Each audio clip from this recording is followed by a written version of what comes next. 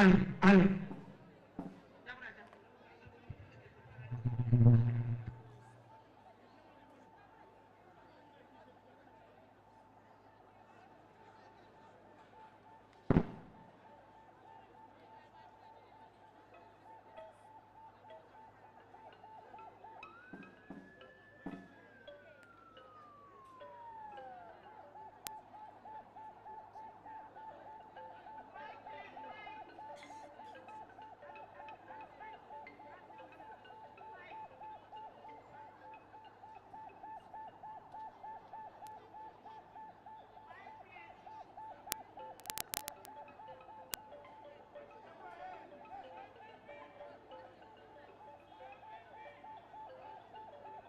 allo allo yéen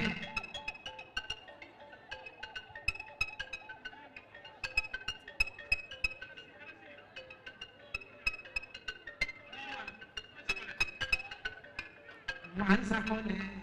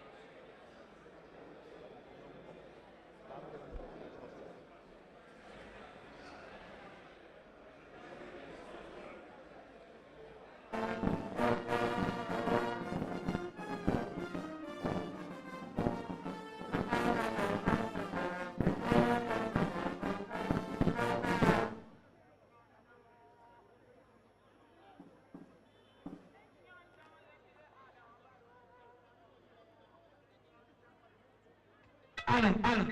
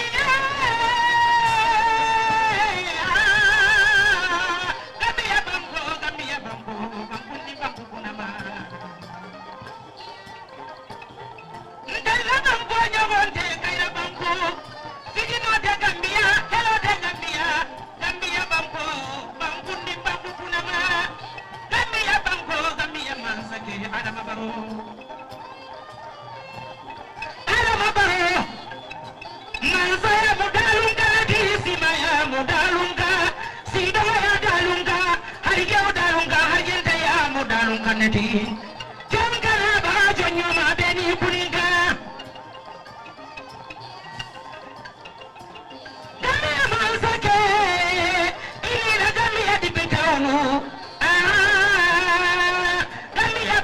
Gambia banko dima.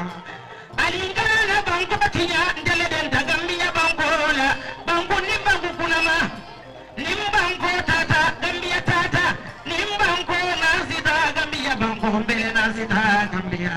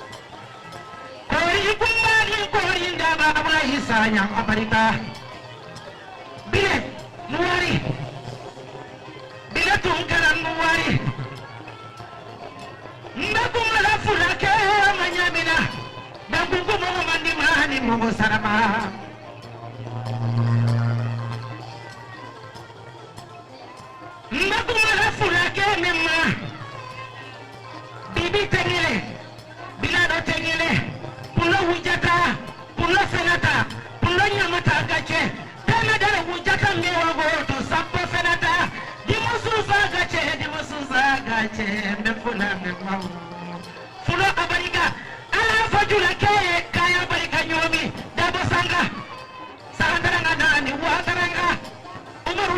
dima ila jali montero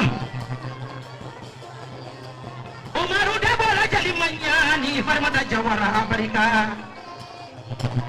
kason ala ya men fo ali ala ketambenna mbaw mo wala mo lu molonna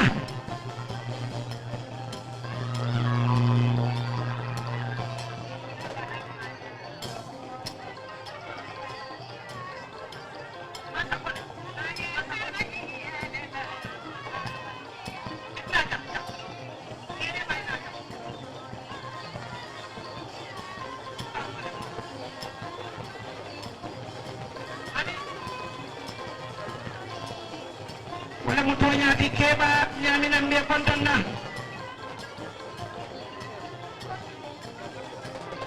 iye man sakole ala fi sama sakole alala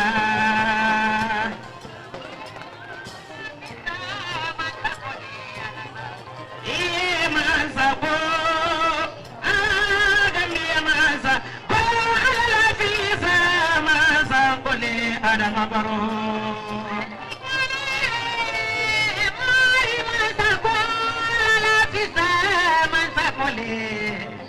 iye pase mansa fele jimara mansa fele wayi wuli mansa fele salu mansa fele fuladu mansa fele nyani mansa fele wayi nyumi mansa fele alala fisa mansa fele nyani mansa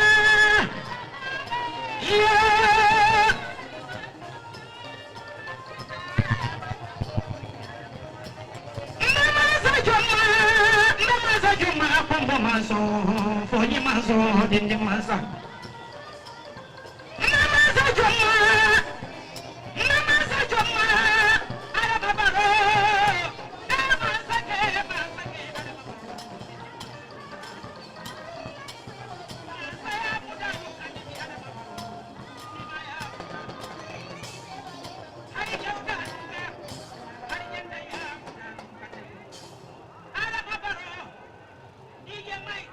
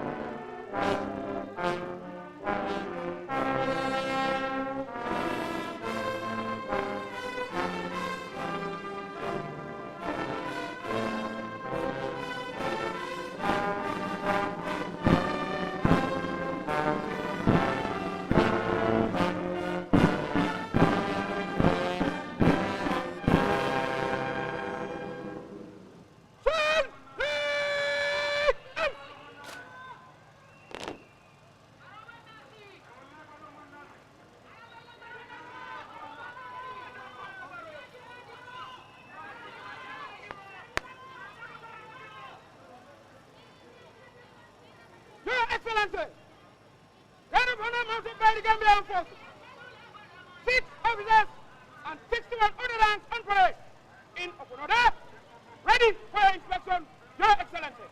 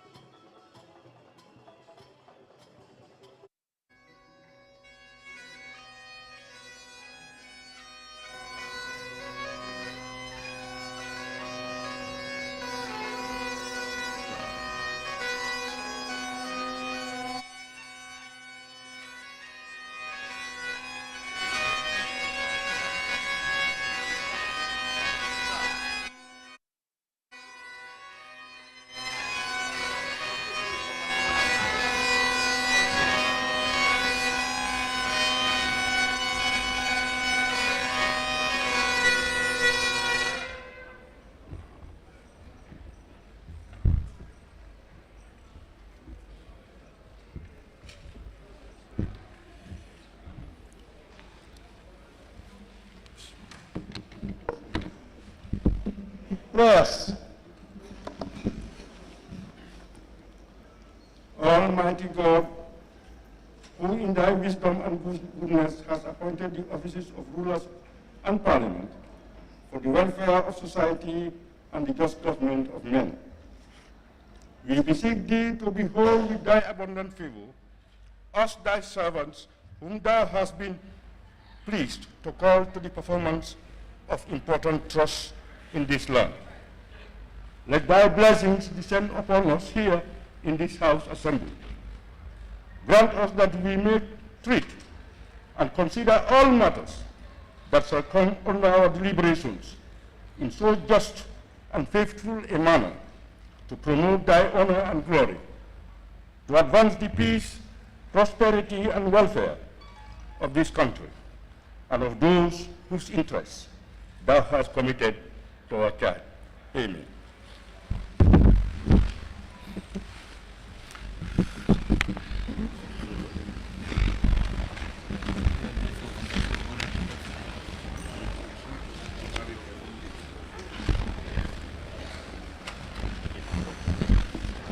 Communication from the chair.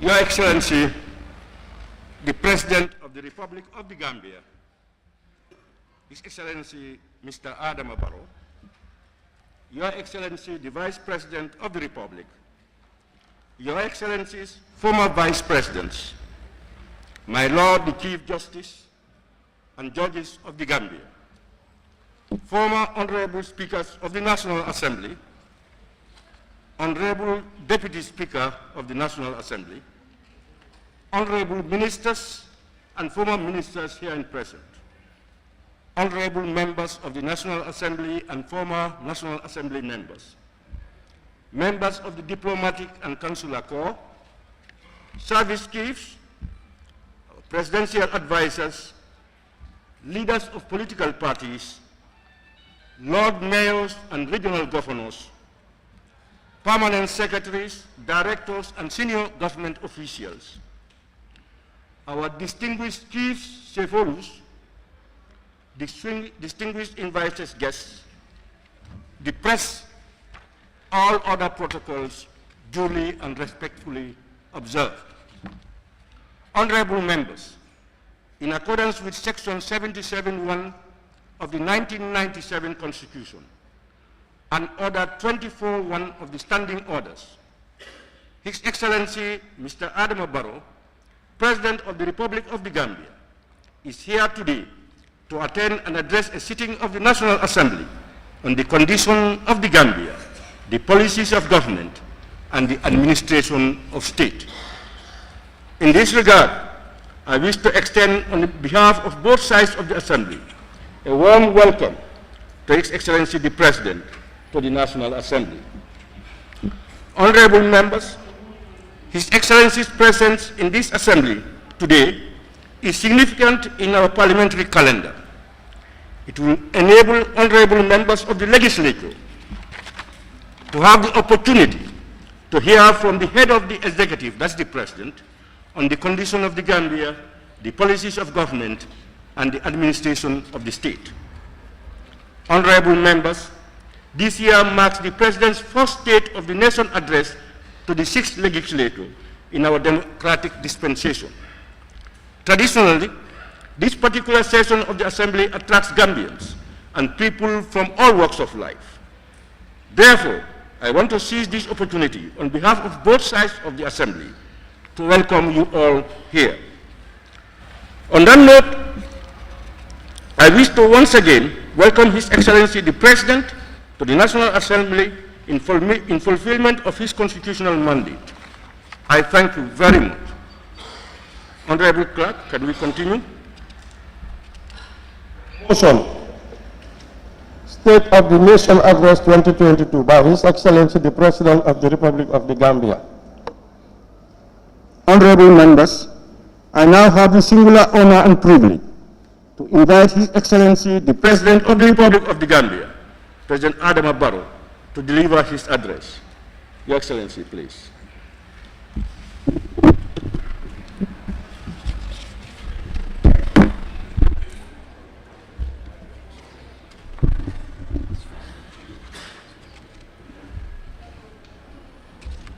very much, Honorable Speaker.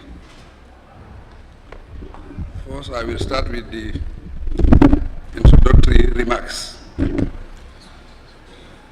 Honorable Speaker, honorable members of the National Assembly, distinguished ladies and gentlemen, I thank Allah the Almighty for His grace and glory and for making this legislative session possible. The event is a mandatory provision of the Constitution, and it creates the necessary atmosphere to hold an annual interface between the executive and the legislature. As this is my first formal engagement with this august body, I will begin by congratulating the honorable members of this session. Once again, congratulations to all of you. I pray that we ably discharge our duties and responsibilities with honor and glory for the nation. Mr. Speaker, very complex and challenging circumstances inform my address this morning. It portrays the experience of a transformed nation, a nation of peace-loving people who stood up to dictatorship in a peaceful manner, embraced democracy, and embarked upon reconciliation and national development. These achievements came about through the political context that gave rise to the 2016 coalition and the sense of national unity and commitment which brought about the alliances leading to the last presidential and legislative elections. Alongside these developments were the hostile global context and the numerous internal challenges that characterized the country's 5-year transition period, 2017 to 2022. The emergence of COVID-19 pandemic, with its dreadful consequences globally, was in the country's economic situation. Furthermore, in a twist of fortune, what appeared to be a relief and hope for a new dawn of recovery is dampened by the Russia-Ukraine war. The address highlights my administration's performance, derived from the performance of our formal national institutions. It is a sector-specific based on major public programs and projects. Legislative issues relevant to the functions of this assembly, matters of national significance, and proposed interventions. Because it focuses on the institutional arrangements of the last legislative year, I will mention the new ministries briefly. For reason of constraint, the address is concise, but additional details on the themes are provided in the accompanying report. The sequence of the sectors is arbitrary, but I will begin with the finance sector, as this will cast light on the underlying circumstances, considerations, and arrangements that influence the decisions and events mentioned in my deliberations. Finance and economic affairs, Honorable Speaker. Despite the significant impact of the COVID-19 pandemic on the Gambian economy, growth rebounded to 4.5% in 2021. Although the growth remained below the pre-pandemic levels, it was still significant. However, the slowdown of business activities in 2020 and the third wave of the virus in July 2021 affected the economy's recovery. In 2022, the economy could have been well into recovery, with expectations of improved economic performance. increased grant inflows, and private remittances. Unfortunately, it took a different trend as economies across the globe grapple with the impact of the ongoing Russia-Ukraine war. Consequently, in June, the government projected a more modest growth of 3.6% for 2022. Revenue collection for the first 2 months of 2022 declined by 14% against the same period in 2021. Prompted by this development, the government resolved to formulate robust policies that would set up buffers against shocks and enhance domestic revenue mobilization. Notwithstanding the challenges, the fourth review of the extended credit facility with the IMF was successfully completed in December 2021. We remain committed to sound economic policy management as detailed in the medium-term economic fiscal framework 2022-2026. The framework is to improve macro-fiscal stability. With the support of the United Nations Development Programme, the initial stages of the formulation of a recovery-focused National Development Plan, RFNDP, 2023-2027, and a long-term development vision, LTDV 2050, have started. The RFNDP will succeed the National Development Plan 2018-2021, and the LTDV will succeed Vision 20 for the country's long-term development targets and transformation.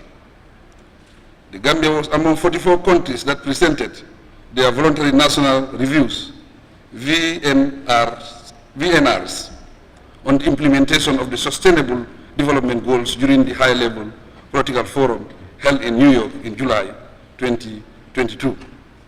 The reviews facilitate the sharing of experiences. Partners commended the Gambia for the inclusive and participatory nature of its VNR and the policies and strategies being implemented to accelerate the implementation of the 2030 agenda.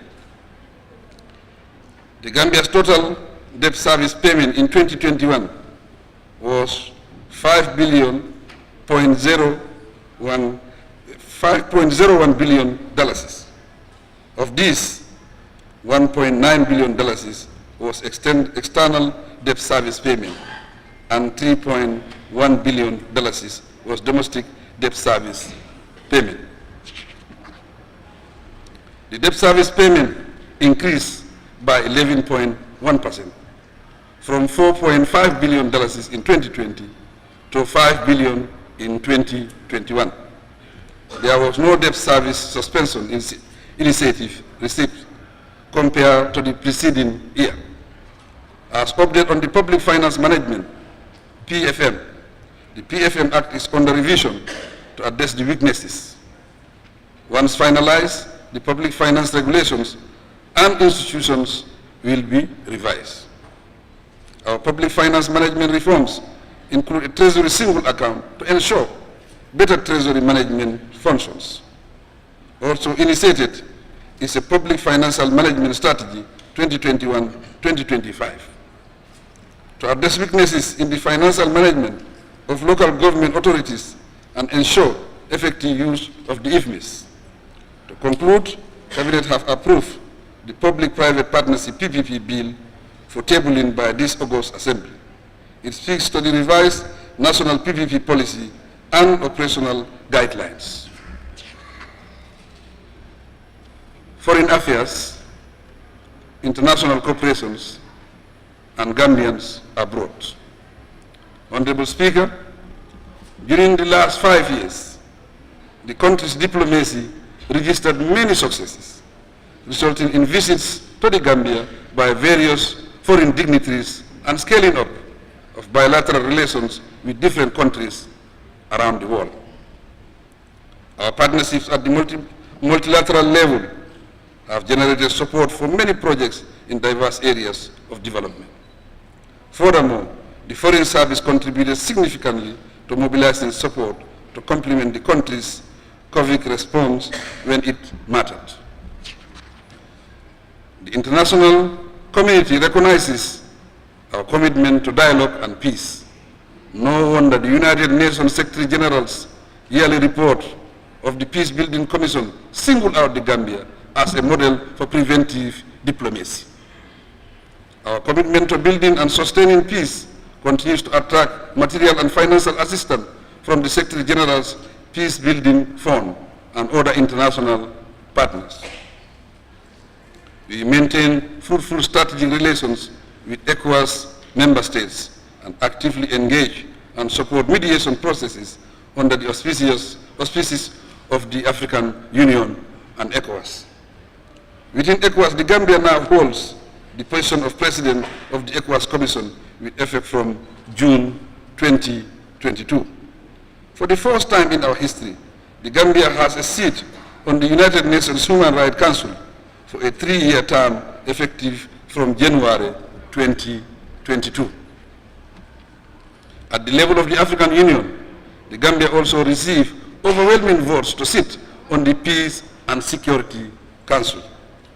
Mr. Speaker, as of January 2022, remittances stood at $777 million, representing about 40% of GDP. The plight and role of Gambians in the diaspora in national development therefore remain high on my government's agenda. We will continue to engage with them meaningfully and remain active in global discussions to address migration concerns. Finally, the Ministry of Foreign Affairs is reformulating its strategic plan, scheme of service, and posting policy. Also underway is the drafting of a foreign service bill and regulation to uphold excellence and efficiency within the sector. Agriculture, Honorable Speaker. Last year, the agriculture sector registered increases above national average in the production levels of crops, such as paddy, maize, millet, groundnut, and sesame. The production of key commodities like vegetables, fruits, milk, and eggs also increased. As a result, per capita availability of these food items has increased, even though both population and demand increased. Due to increased support from FAO and WFP, commercial poultry farming increased by about 40% in 2021. At present, the Ministry of Agriculture is implementing 8 major projects with a total portfolio of about $294.13 million mobilized through partner support. These projects are jointly funded by government and partners, such as the Food and Agriculture Organization, the World Food Programme, the African Development Bank, and the Islamic Development Bank. The projects are outlined in the report. To boost the incomes of farming households, the government has in the past 5 years invested heavily to modernize and transform agriculture sector. As a result, through donor-funded projects, the sector was able to reach 300 communities, those opening 6,000 hectares for rice cultivation, 400 hectares for vegetable production, and more than 100 poultry schemes to boost the availability of poultry meat and locally produced eggs. These investments and their results have laid a solid foundation for the sector's investment plan. Government plans to create a fund that will carry about 70% guarantee to the financial institutions for credit financing of agricultural investments by either individuals or SMEs. Hopefully, this will induce the needed capital to transform and modernize agriculture in the country. Environment, Honorable Speaker. Regardless of the country's low contribution to global emission, it has taken a lead role in climate action through our revised nationally determined contribution to the Paris Agreement, where we committed ourselves with international support to reducing emission by 49.7% by 2030. The international community recognizes the Gambia as the only country on track to achieving the Paris Agreement temperature goal of 1.5 degrees centigrade by 2050. Notwithstanding this, the Gambia is vulnerable to the negative impact of climate change, as shown by the frequency of windstorms and floods. To mitigate this, the government developed relevant policy documents and implemented adaptation and resilience building project amounting to $36 million in the past 5 years. Closely related to climate change are issues around the misuse of chemicals and hazardous materials. In this respect, the National Environment Agency has formulated a bill on pesticide and chemical management for submission to the National Assembly after finalization. For proper management and use of the coastal and marine resources in the country, the government will enforce the Integrated Coastal Zone Management Bill after its enactment. To conclude, I commend the sector for their efforts to rehabilitate the degraded mangrove and forest cover in the country. We applaud them also for the increase in the non-timber products, such as honey, handicrafts, fruits, and nuts. Health, Honorable Speaker, over the last 5 years, my government successfully expanded and developed healthcare services to improve infrastructure, personnel, and supplies on a reformed health financing landscape. A major achievement of my administration is the introduction of the Gambia National Health Insurance Scheme. The act to establish the scheme became effective in November 2021 to particularly benefit the poor and the vulnerable, while serving as a social safety net. Key health indicators have improved notably. For example, maternal and child mortality has declined. Skilled birth attendance, postnatal care, and nutrition have improved considerably. On training, the Gambia now offers postgraduate training at the Edward Francis Small Teaching Hospital. In addition, the UTG offers health-related programs at bachelor's level.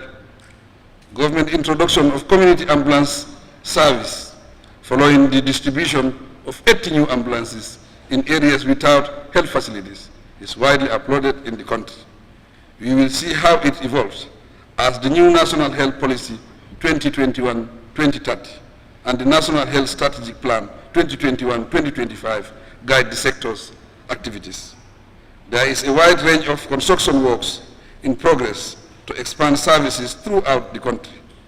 Ongoing, for example, is the construction of a National Emergency Treatment Center, National Laboratory Center, and Blood Transfusion Center in Faratu. Development of the Civil Registration and Vital Statistics Bill 2022 is ongoing for submission to the National Assembly when finalized. It is meant to create universal access to health services. Basic and secondary education, Honorable Speaker. The basic and secondary education sector remains committed to providing result-oriented programs to improve access and quality education and to remove inequities in education service delivery.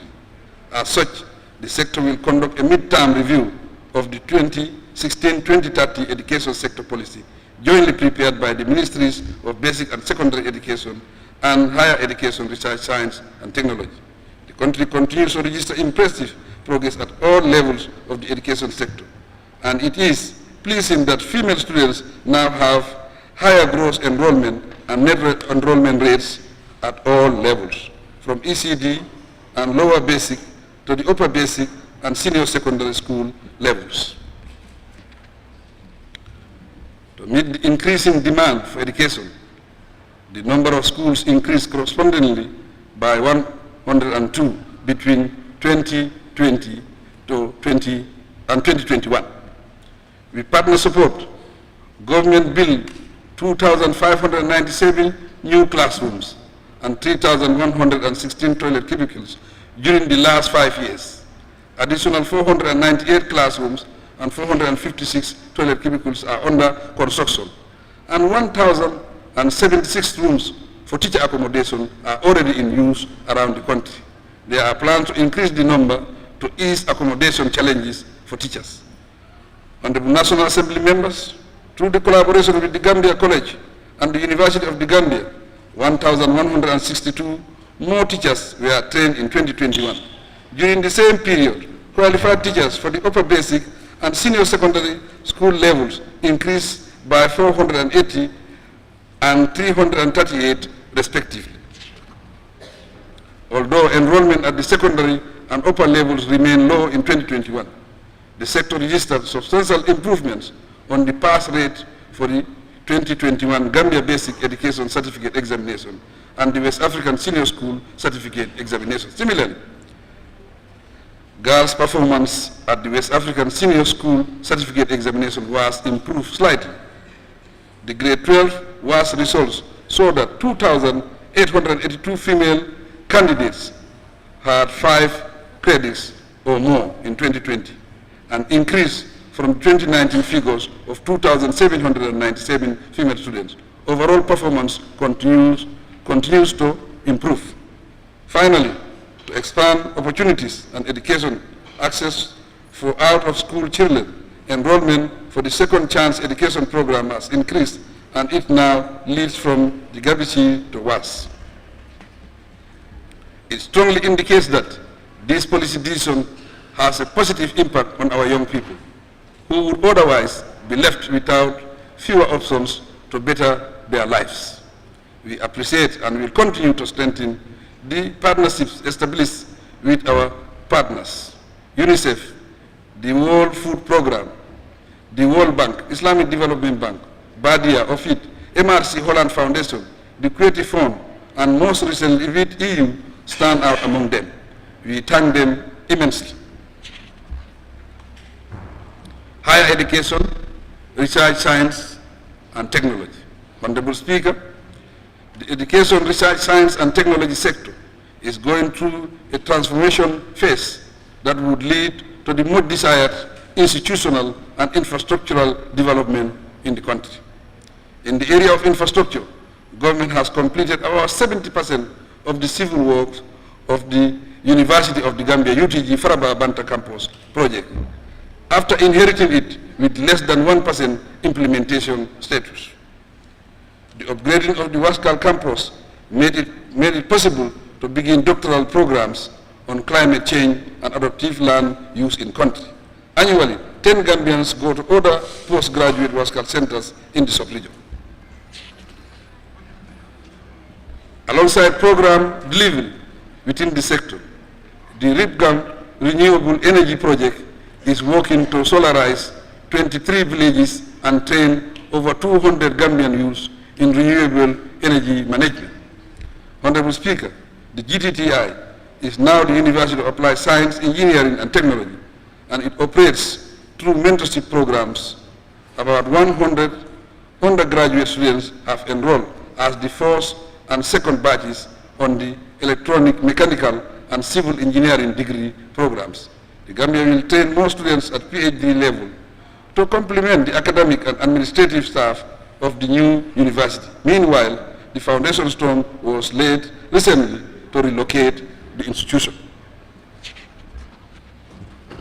At present, about 486 Gambians have awards and are pursuing higher education courses in the country and abroad. Many of them are in the sciences. In the interim, the UTG PhD programs are expanding gradually. The Ministry of Higher Education is equally upgrading the Management Development Institute, MDI, into a degree awarding institution. At present, over 21 students have enrolled on the institution's degree program supported by SOBDE of Senegal. These degree programs will help us to realize the civil service reform objectives and strengthen the workforce. Similarly, the Gambia College Schools of Agriculture, Nursing and Public Health are part of the UTG to offer degree programs. The Gambia College Annex in Basse complement these efforts by training teachers within URR.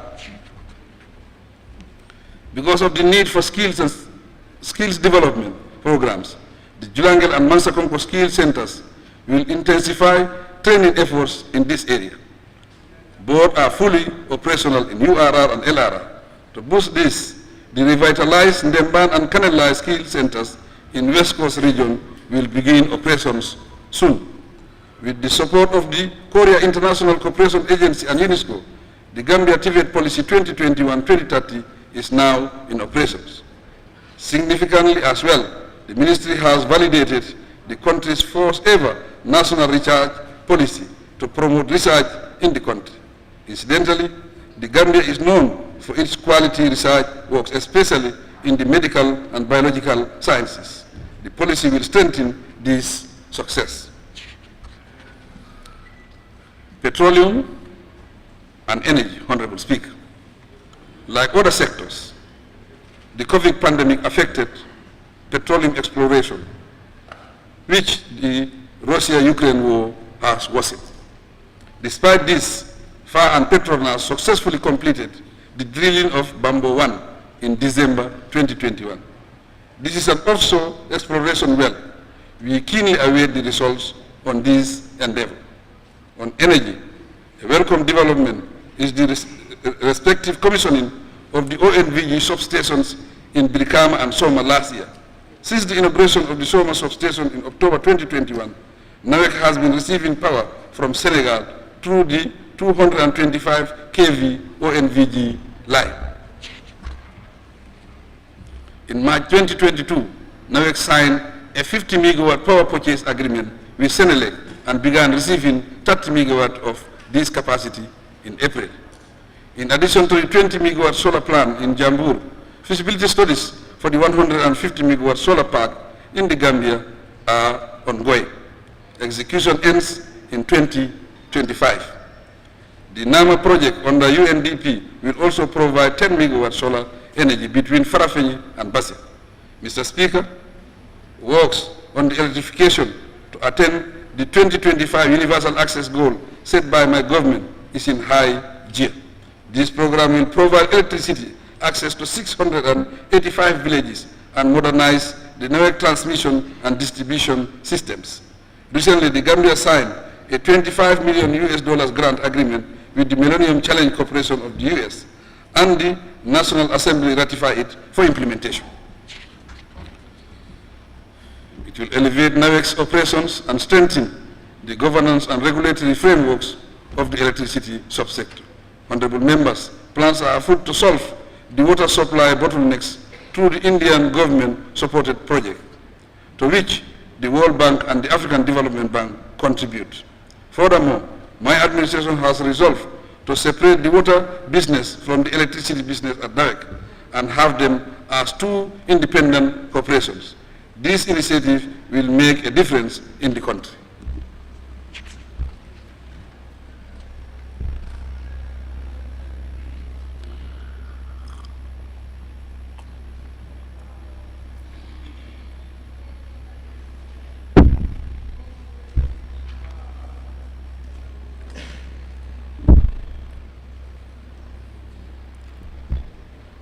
Tourism, Honorable Speaker. The pandemic hit the tourism sector badly, but we expect them to bounce back soon. In 2021, arrivals stood at 102,460, marking an increase of over 14%, and the future looks bright. Since the beginning of the 2021-2022 tourism season, 53 flights arrive per week. Meanwhile, the ministry is exploring various ways of diversifying the sector and is expanding in-country destination activities and products.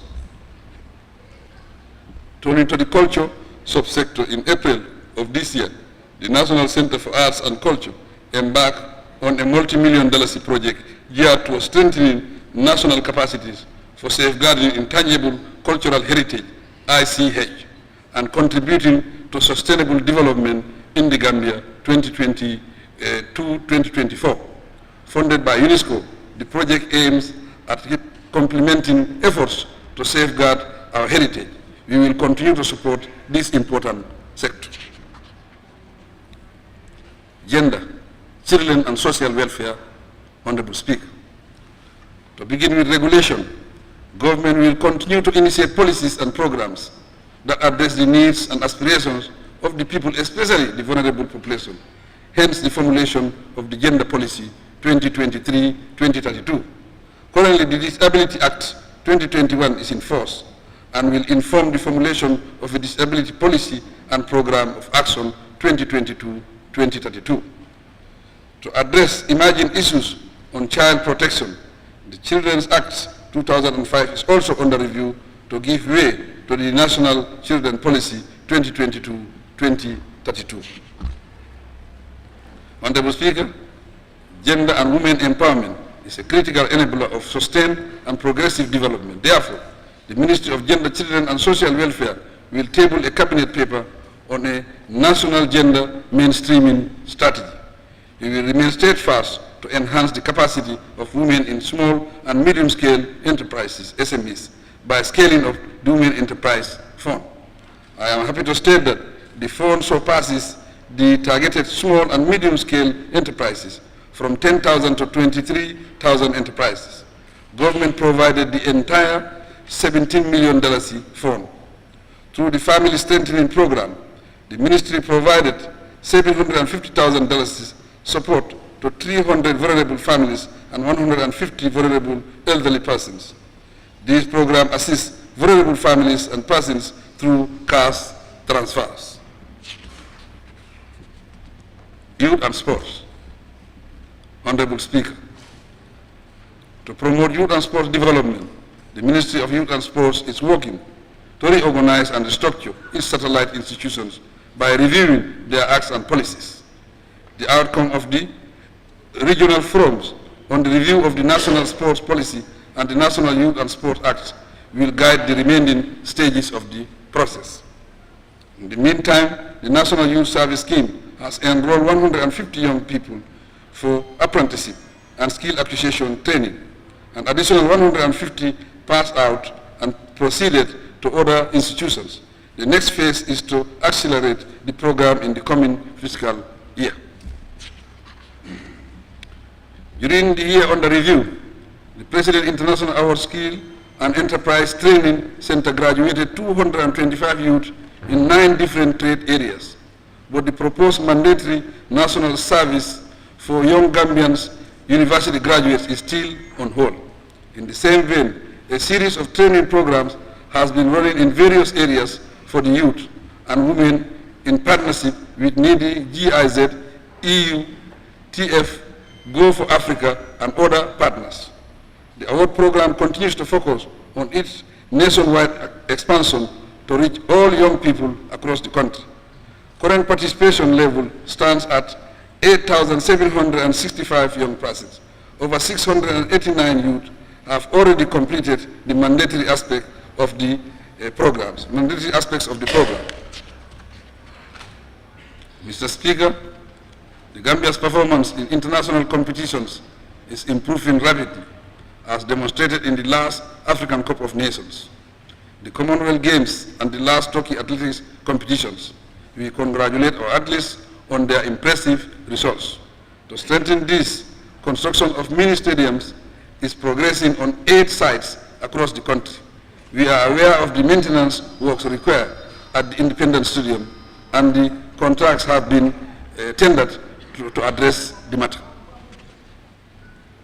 Office of the Vice President. Honorable Speaker, the government formulated a national social protection policy to establish by 2030 an inclusive, integrated, and comprehensive social protection system. It is meant to contribute to broader human development, greater economic productivity, and inclusive growth. The year 2021 was an engaging year for the National Disaster Management Agency, NDMA. The country experienced serious domestic fire outbreaks, windstorms, and flash floods, which continue to affect lives and livelihoods. In response, government supported 1,952 households affected by windstorms, each receiving 7,500 monthly for 3 months. In view of the COVID pandemic, my administration distributed rice countrywide through NDMA. Furthermore, it disbursed $450,000 for rice, oil, sugar, mattresses, and other essential items to support 1,161 Senegalese affected by the Sanyang riot. Honorable members, evaluation and revision of the National Population Policy 2007-2011 is in progress. In addition, the National Population Commission will lead the revision of the Act for the National Population Commission and its Secretariat to further determine the mandate and authority of the Secretariat as an institution. Following the development of a new population policy, the Secretariat will lead the development of an accompanying strategic plan and will establish and train the network of parliamentarians on population and development. We thank UNFPA for their invaluable support. As part of the Civil Service Reform Program 2018-2027, PMO is striving to transform the public service into an efficient, motivated workforce. So far, my government has successfully revised the pay and grading structure to rationalize the civil service remuneration package. Effective from July 2022, we increased salaries by 30%. The National Assembly passed the 2020-2022 Public Service Pension Bill in February of this year, and I assented to it. The new act centralizes the administration of civil service pension under the Personal Management Office PMO. This is designed to yield a more rational pension and gratuity scheme for civil servants. To improve performance, PMO with support from the Commonwealth Secretariat is working on a performance management system to hold all ministries, departments and agencies, MDAs, accountable annually. The MDAs will have to sign a performance contract with the Office of the President for assessment. The top 10 ministries will receive recognition and incentives on an annual basis. In May of this year, the new Ministry of Public Service, Administrative Reforms, Policy Coordination and Delivery took over responsibilities for the entire civil service, including the supervision of PMO, to achieve my administration's public service reform agenda and vision. Information communication infrastructure. Honorable Speaker, there is a strong desire to digitally transform the economy, improve the national ICT infrastructure, and strengthen our ICT policies and regulatory frameworks. Key among the steps taken to realize these targets are the formulation of the ICT 4D Master Plan in 2020 and the ongoing review of the IC Act 2009. Added to this, the government through MOISI is implementing the project preparatory stage in advance of the 5-year World Bank funded $45 million Western Africa Regional Digital Integration Project. The project will support the rollout of numerous digital development interventions, which include the establishment of a second submarine cable to provide adequate backup for the ACE submarine cable. It also has components on strengthening cybersecurity. The formulation of an e-commerce policy and strategy is another key activity of the project, as government accelerates efforts to support the growth of this important industry. This intervention will lead to the next phase of the digital addressing initiative in the West Coast region. The initiative will facilitate assigning digital addresses to about 80,000 properties by December 2022. To fully utilize the economic potential of our national broadband infrastructure, the administration went into a partnership with the EU through the Belgian Development Agency for the implementation of the Gambia Digitalization Project.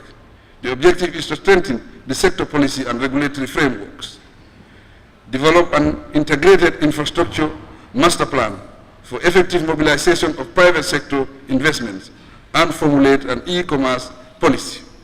In a bid to spur technology, enable research and innovation, government is championing the establishment of innovation and tech hubs in all regions of the country. The purpose is to increase employment and employability opportunities for the youth and women, especially those in rural Gambia. As regards cybersecurity and cybercrime, the sector will table the data protection and the privacy and cybercrime bills for this august body to consider. The quest to transform the sector led to the creation of the two separate ministries of information and of communication and digital economy. Transport, works and infrastructure. Honorable Speaker. In 2021, the transport, works and infrastructure sector registered impressive achievements despite challenges posed by the COVID pandemic and slow economic growth. In the road sector, my administration successfully completed the $82 million China Aid Roads and Bridges project in the URR. Likewise, relying on local resources and funding, the major rural secondary paved roads program on the north and south banks is progressing satisfactorily. In the capital city of Banjul, the government rolled out the Banjul City Rehabilitation Project to reconstruct the city's dilapidated roads, sewage and drains using local funds. Relentless efforts will continue to modernize Banjul. With support of the Kingdom of Saudi Arabia, Kuwait, Arab Bank for Economic Development in Africa, and the Islamic Development Bank, the Greater Banjul Area project are moving forward steadily. Equally, the construction of 50 kilometers of urban feeder roads in the Greater Banjul area has commenced. Furthermore, government has finalized the maintenance and reconstruction contracts using the road fund for the proper upkeep of selected roads in the Greater Banjul area and the North Bank and the Central River regions. The estimated cost is $617,296,691.73 buttons. In addition, my administration has rolled out a massive reconstruction program of markets in growth centers where the need is most urgent. Already, the new Sona LRR and Farafenni NBD markets were completed last year and are fully operational. Similarly, constructed at a cost of $112 million and inaugurated earlier this year, the new Basse main market is now a magnificent center of attraction and a busy business hub in URR. Linked to public structures, the Public Building Facilities Management Bill is with this Assembly for consideration. It is a new framework for effective management of government estates, offices, and overseas buildings. Turning attention to the port, the Banjul Port Expansion Project is ongoing, and expansion of the container storage yard is now complete. The Banjul Jetty Extension and Basse Dry Port Development Project are the next areas of focus. Ferry services play a vital role in linking the north and south banks, although ferry crossing remains a challenge. In the year under review, the Ferry Service Authority improved the Banjul-Bara route service and restore the Barajali ferry service. The procurement of a new ferry at a cost of €10 million to augment the Banjul-Bara route service is at an advanced stage. The Gambia Port Authority expects its delivery in 2024. This new ferry will have the capacity to carry 44 cars and 600 passengers. A new ferry route between Banjul and Albreda is under consideration. The route will run from Banjul through Mandinari and Bonto to Albreda. In addition to the parts of the West Coast region, it will serve the southern part of Nyomi and communities along the Hakalang corridor. Mr. Speaker, the COVID-19 pandemic continues to pose a significant threat to international aviation. In 2021, the Banjul International Airport staff welcomed and processed about 200,473 passengers. This marked a slight increase of 0.05 compared to 2020. The estimated growth rates are small, and the indication is that the Gambia may reach pre-COVID passenger levels by 2025 at the earliest. On the airport, through the support of Saudi Fund for Development, a new state-of-the-art VVIP launch is under construction ahead of the Organization of Islamic Conference Heads of State and Government Summit, which the Gambia will host. Defense, Honorable Speaker. In line with the security sector reform process, the Ministry of Defense has developed 3 important policy documents, namely the National Security Policy, National Security Strategy, and the first ever National Defense Policy. The drafting of the strategic plan has commenced. Other outdated military regulatory books, which include the Gambia Armed Forces Act 1985 and the Terms and Conditions of Service for Officers and Soldiers 1993, have been redrafted, taking cue from international best practices. Development of the supported regulatory frameworks is also in progress. The Gambia Armed Forces is broadening engagements with civil society to maintain a cordial relationship with the public. In addition to collaborating closely with other security agencies, it provides security, participates in maintaining peace and order, and goes further to support war veterans. Following the recent conflict in Casamance between the MFDC and the Senegalese Armed Forces, the Gambia Armed Forces play a crucial role in diffusing the tension and restoring calm. Its troops continue to conduct routine patrols in the area to maintain peace and security. Besides plans to expand provision of educational and health services, the Gambia Armed Forces intends to construct a military hospital capable of conducting surgical operations.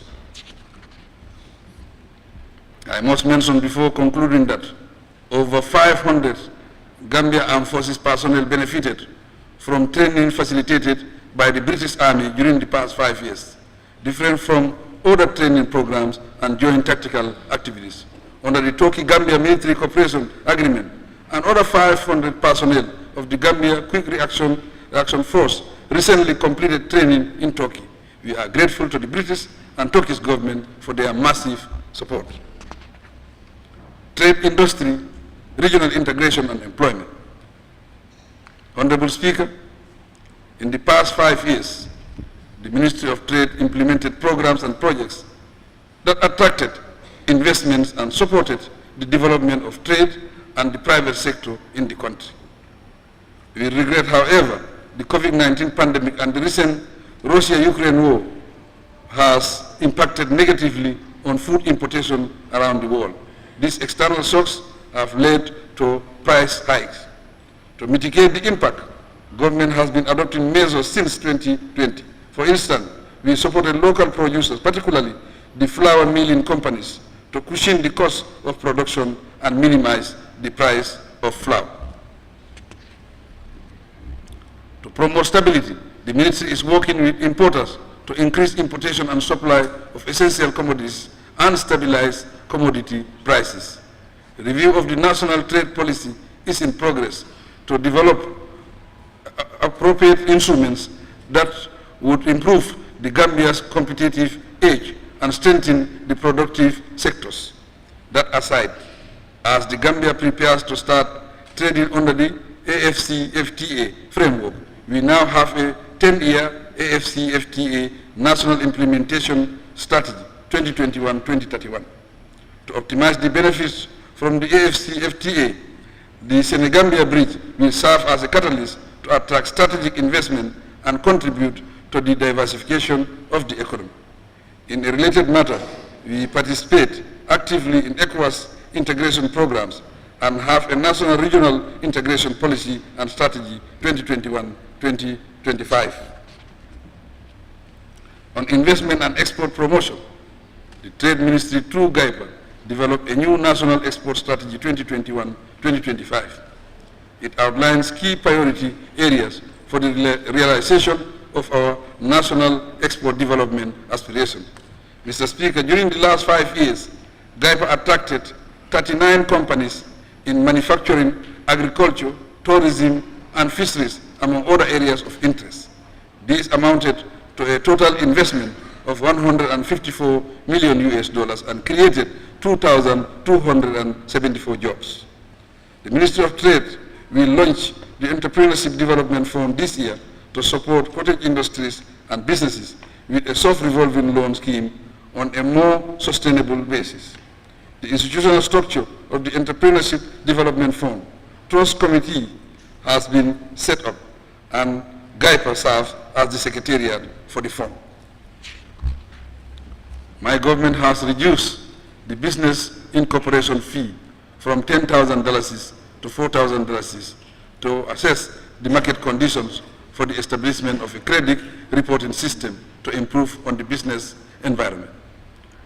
On employment creation, the sector launched the Gambia Labor Force Survey in 2021 to provide up-to-date statistics on the labor market. As a result, a new National Employment Policy and Action Plan 2022-2026 are available to pursue government's commitment to addressing unemployment issues. During the reporting period, the Take Fee program and the Youth Empowerment Project supported over 4,500 Gambians with skills training and provided finance and startup support to more than 1,500 young entrepreneurs. The YEP Mini Loan Scheme, implemented in partnership with the Social Development Fund, provided $11 million of private capital to young entrepreneurs. On the YEP, young entrepreneurs had close to $25 million disbursed to them as small business grants. To strengthen labor administration, the ministry reviewed and updated the Labor Act 2007 and established an employment service center to link job seekers and employers.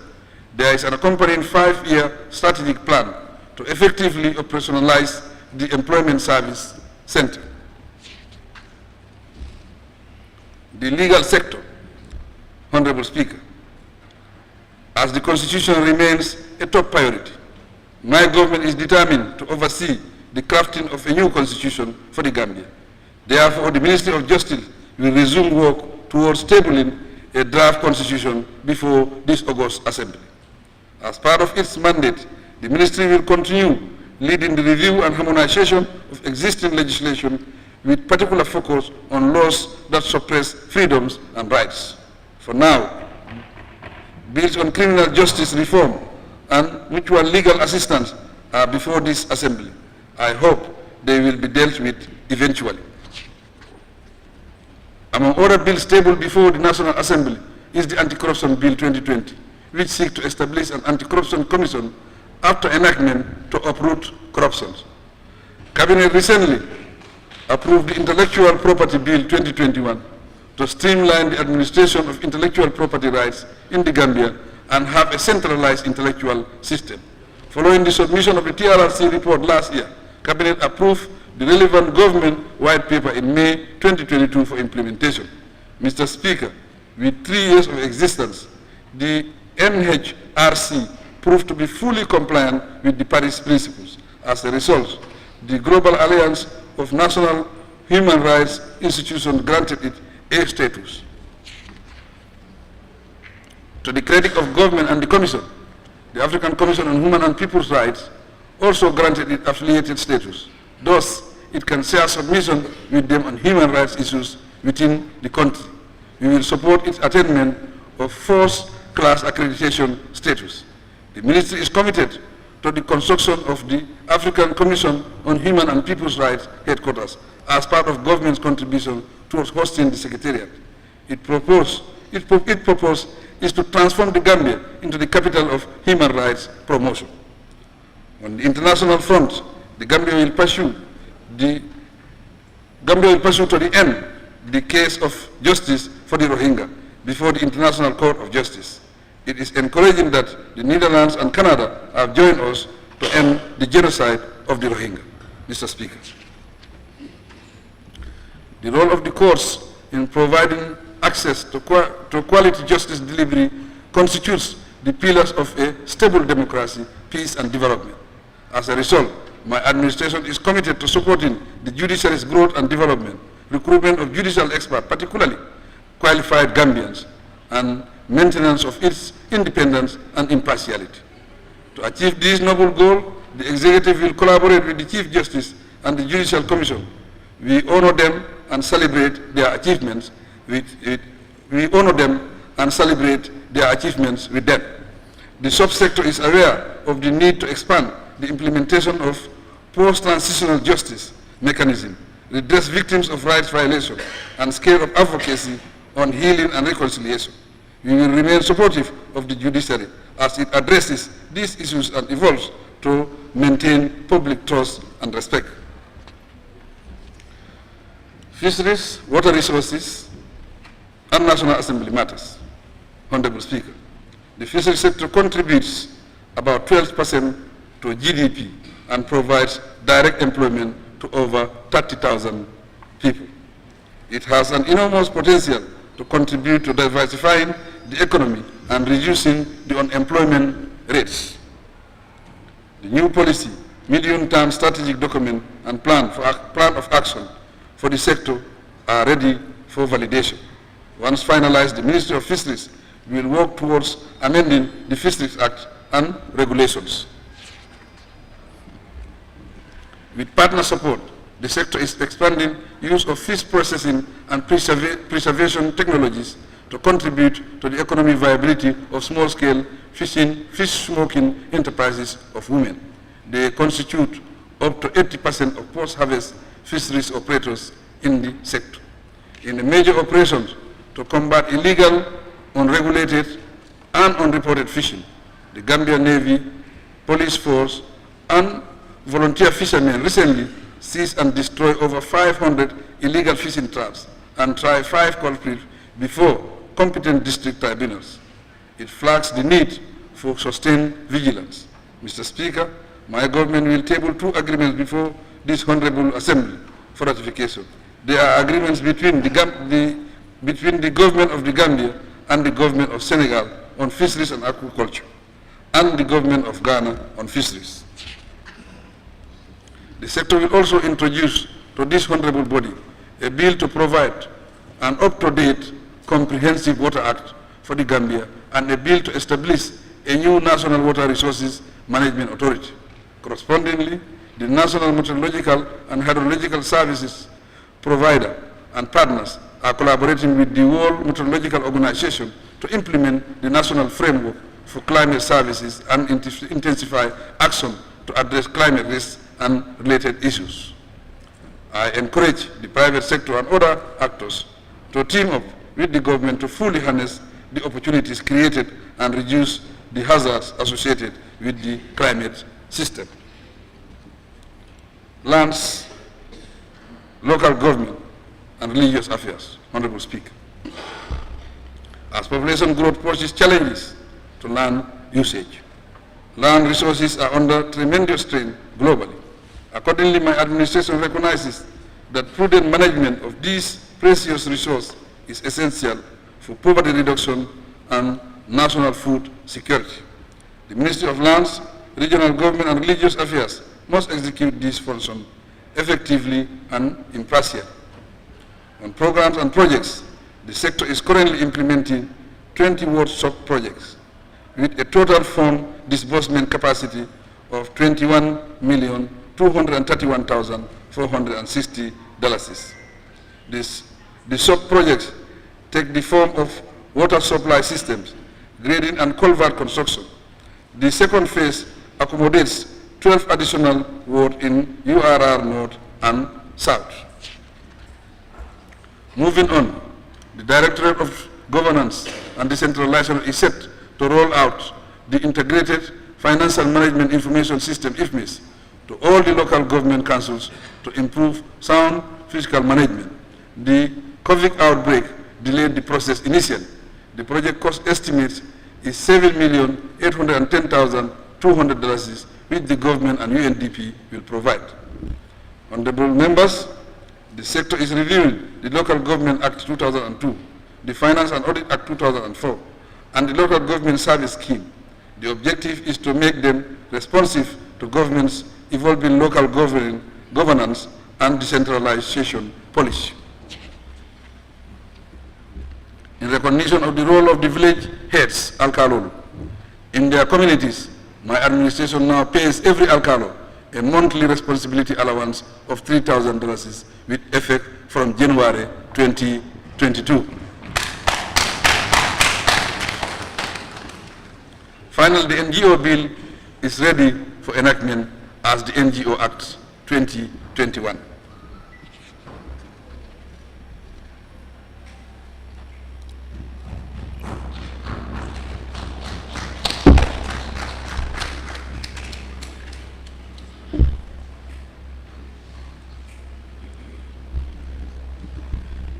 Interior, Honorable Speaker.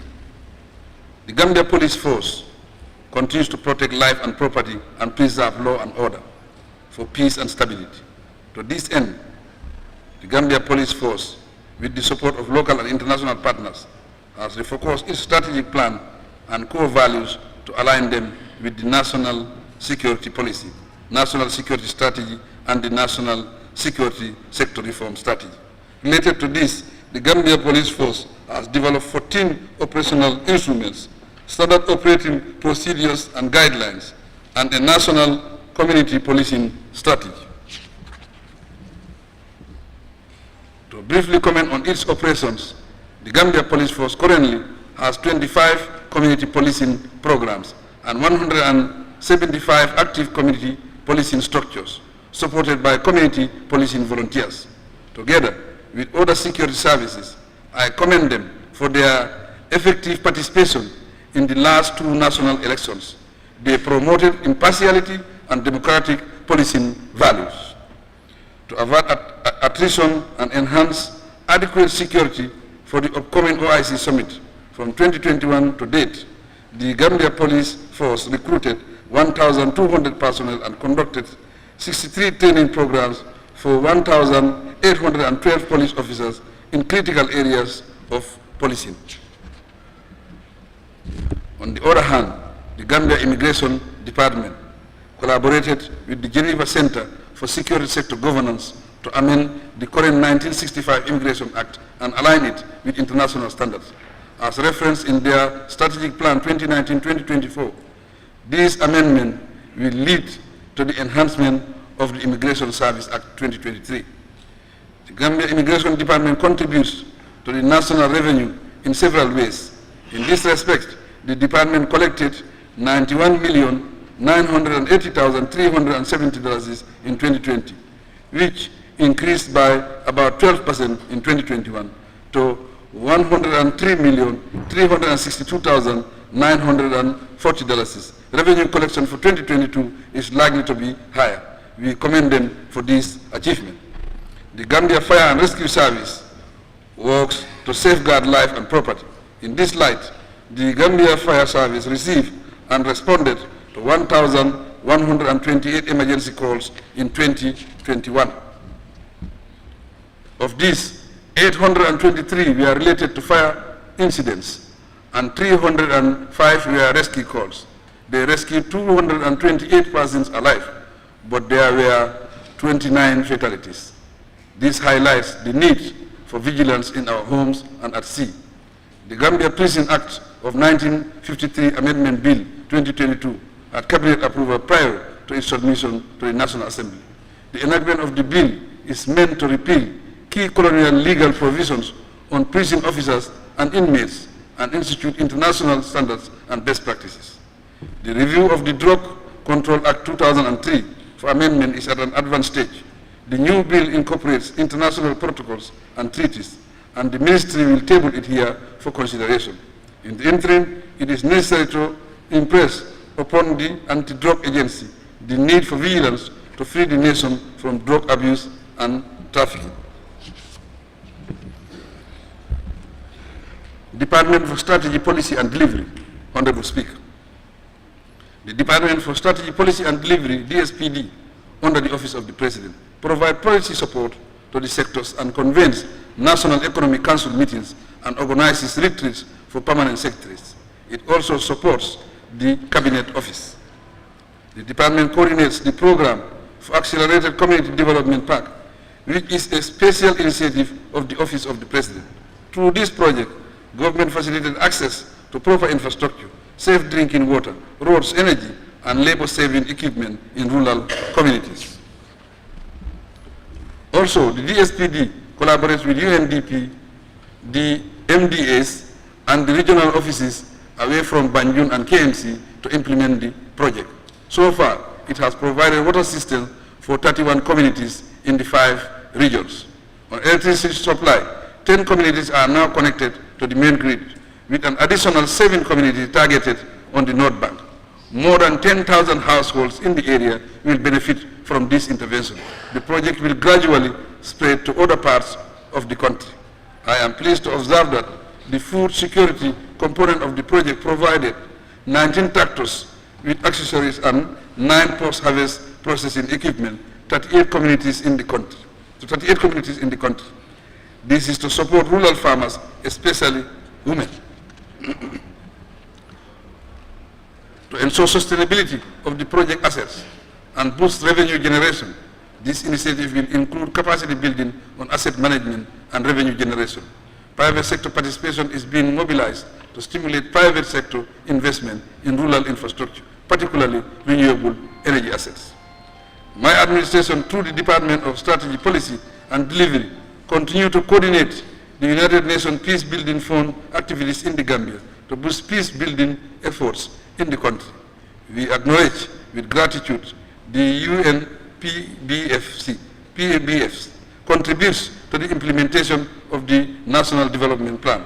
Closely related to this, the Ministry of Interior and the DSPD, working with civil society organizations, continue to play a key role in developing the first ever infrastructure for peace, 14P, the centerpiece of which will be a National Council for Peace and Social Cohesion. Still on coordination, the Ministry of Finance and Economic Affairs and the DSPD currently coordinate the development of the UN Cooperation Framework under the guidance of the UN country team. A joint government UN program coordination group is working to ensure that all assistance for the country occurs with our national priorities. The DSPD is now relocated to the Ministry of Public Service, Administrative Reform, Policy Coordination and Delivery for better results.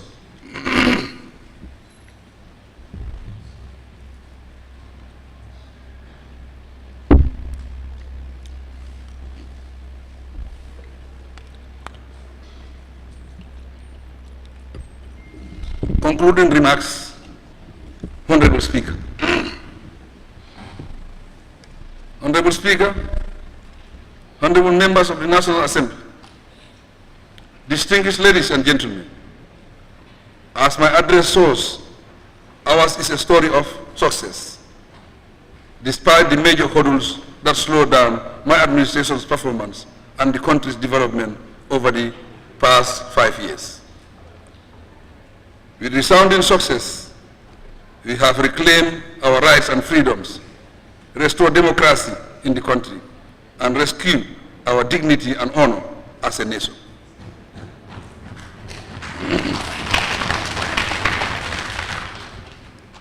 We have gone through the transition phase in peace, registering phenomenal successes in various aspects of development, embracing infrastructure development, energy, education, health, agriculture, and transitional justice, amid other achievements. On the world stage, we have imposed our country's visibility, and our partnerships and relations with the world are growing fruitfully. The commissions and other structures we initiated were relevant, necessary, and functionally useful. Looking ahead, following the remarkable 2021 and 2022 elections, we now have a new cabinet of national character, a new legislature of diverse composition, and a revitalized, strengthened, and respectable Gambian judiciary. Our reform institutions and evolving civil service provide sufficient grounds for optimism as we begin the march to 2026. Today, the government respects and listens to the voice of the people. Hence, the multiple energized political parties that continue to make their presence felt. We must note, however, that the Gambia has a hopeful, inspired, but needy population. Therefore, the responsibility lies on all of us to fulfill their aspirations. The first cabinet retreat held in June of this year confirms my government resolve to do this and deliver on our promises, because it was not all rosy during the last 5 years. We know that there are loose ends to tie, gaps to fill, and missing links to fix. The retreat focused on selected themes to address the long-standing challenges facing the country as well as emerging ones. I must observe, however, that we will tackle the thematic areas within the administration's broader and holistic approach to national development. Thus, infrastructure, health, agriculture, digital technology, the economy, and other areas of development will continue to receive due attention. The minority group women, the youth, and people with disability will attract special focus in the process. Mr. Speaker, honorable members of the National Assembly, my government offers the nation a new socio-political order not tied to social preferences, partisan politics, or any form of extremism. This is a national order purely for patriotic service and development. I plead that we embrace it as a construct that calls for uprightness, sincerity, and diligence. The notion is that the honorable members of this assembly have three functions to perform. That is representation, legislation, and oversight. Your responsibilities certainly go beyond these three. The mantle of leadership casts upon you by virtue of your membership of the national legislature, and the fortune of being a family head or belonging to a family and community. Through social functions and responsibility upon you to foster peace and cohesion in your communities, constituencies, and the nation at large. You have the responsibility to educate your constituencies, the opportunity to initiate development projects and programs, and the option to engage government. We are open to dialogue, and I ask that we work together.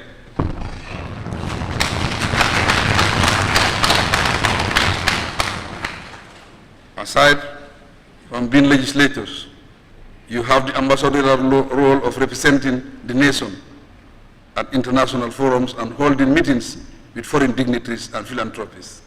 This creates an opportunities for you to promote national policies and plans and raise funds for national development. The diverse composition of this assembly spells a new era in Gambian politics and a new outlook for the legislature. The people's expectations are high, so you must not allow any party interest to overshadow your tenure and performance.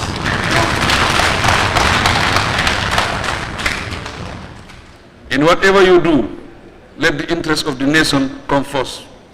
To deliver, it is impressive that you walk along bipartisan lines to fulfill the people's aspirations and safeguard the honor of those who choose you to represent them.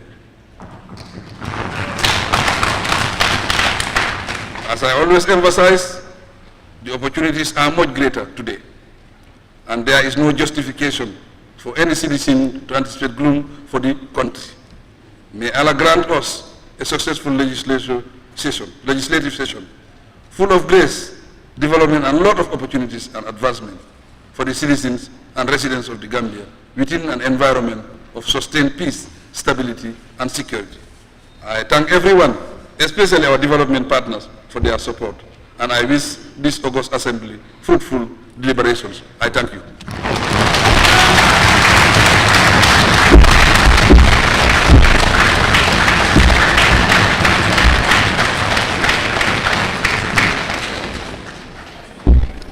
Thank you, Your Excellency.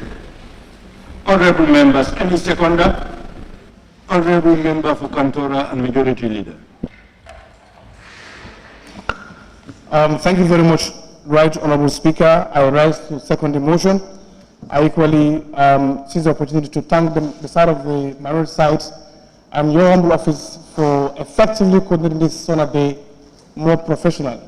I also thank my majority membership, and of course, by extension, the leader of the minority and the group for gracefully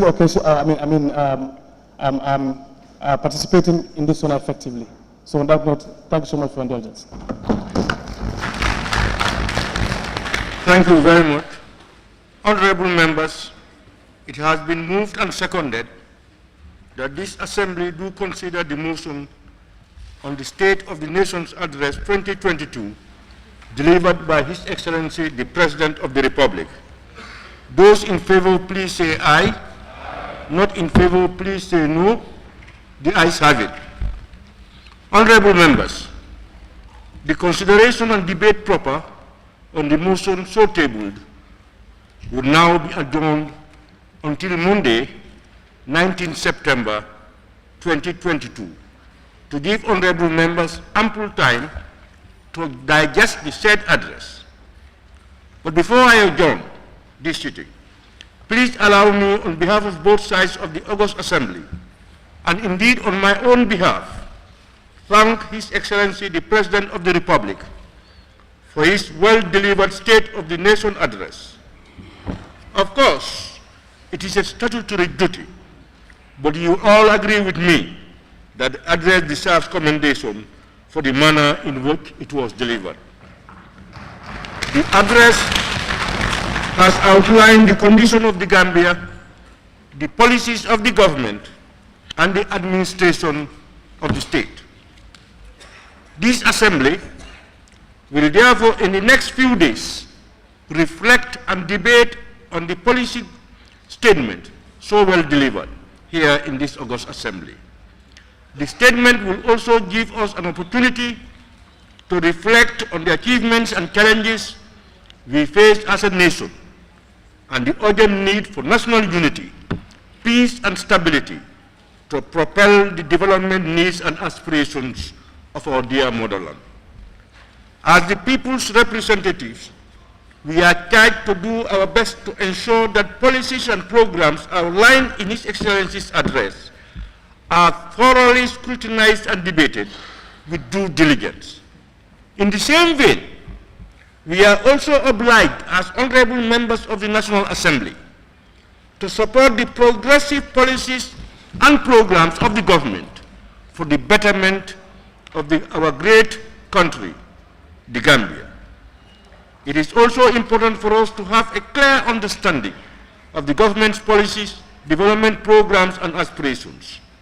This will provide the National Assembly and its various committees with tools necessary to perform its legislative scrutiny and oversight functions. On that note, Your Excellency, I thank you once more for addressing this assembly. In the same vein, I wish to express thanks and gratitude to Your Excellency the Vice President, Your Excellency's former Vice Presidents, my Lord, the Chief Justice and Judges of the Gambia,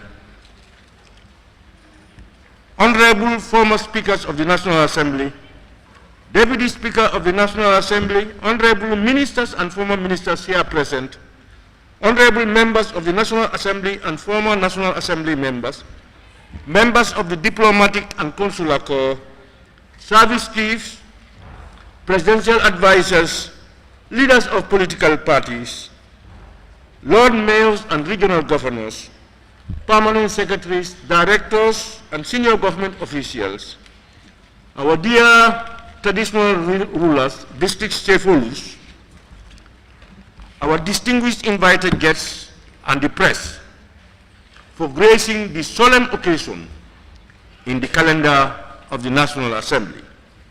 By extension, on behalf of both sides of the August Assembly, I also wish to register our gratitude to all Gambians for the support and collaboration in our collective drive towards nation building.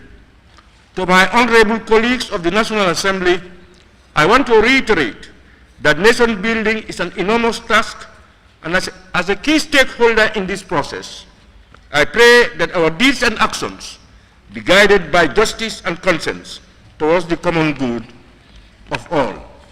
May I also thank Honorable Deputy Speaker, majority and minority leaders of the National Assembly, honorable members, the Office of the Clerk, the Task Force, and all those who in their various ways contributed immensely towards making this day a success. I pray that Allah subhanahu wa ta'ala bless and guide us all. Before I put the question, honorable members, may I kindly remind all guests to remain seated to allow His Excellency the President to take leave of the chambers, to be followed by the Vice Presidents and others. On that note, can we hear you? Point of order. Thank you, Honorable Speaker. Honorable Speaker, I would love to thank the President for fulfilling his constitutional mandate Under point 24, clause 2, I want to use your humble office.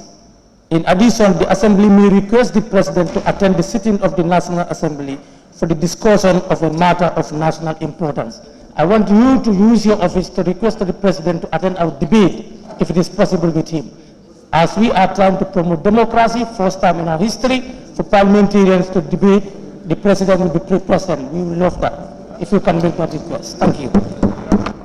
Thank you, Honorable Member. It's unfortunate that it was not a point of order.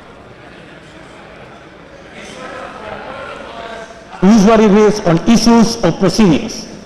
Honorable Member, Honorable a Speaker. point of order is stated if one is doing something contrary to the standing orders or the Constitution.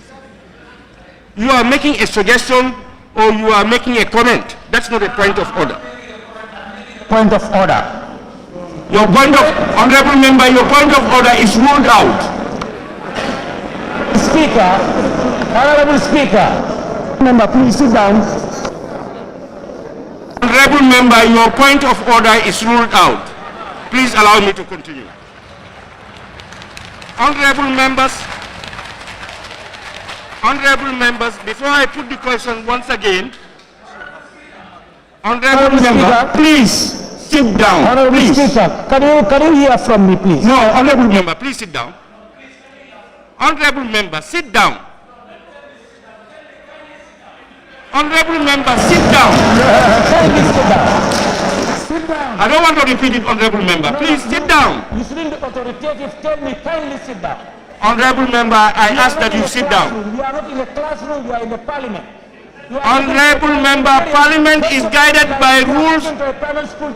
Honorable Members, responsible parliamentarians are guided by rules. Please sit down. Honorable Members, as I said, Honorable Speaker, the point of order is ruled out. Before I put the question, Honorable Members, once again, I want to remind all guests to remain seated to allow His Excellency, the President, to take leave of the chambers to be followed by the Vice President. Honorable Speaker, I want to move a motion, please. On that note, Honorable Members, I will now put the question. Be it resolved Honorable Speaker. that this August Assembly do stand adjourned until Monday, 19 September I want to 2022. move a motion, please. Those in favor, please say aye. Not in favor, please say no.